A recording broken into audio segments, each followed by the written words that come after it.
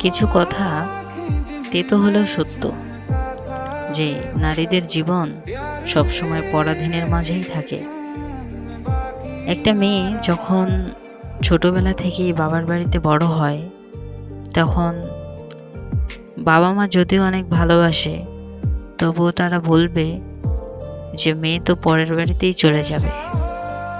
যখন সে মেয়েটি পরের বাড়িতেই চলে আসবে, তখন তার শ্বশুর বাড়ির লোকেরা বলবে, এ তো আমার মেয়ে নয়, এ তো আমাদের বাড়ির মেয়ে নয়।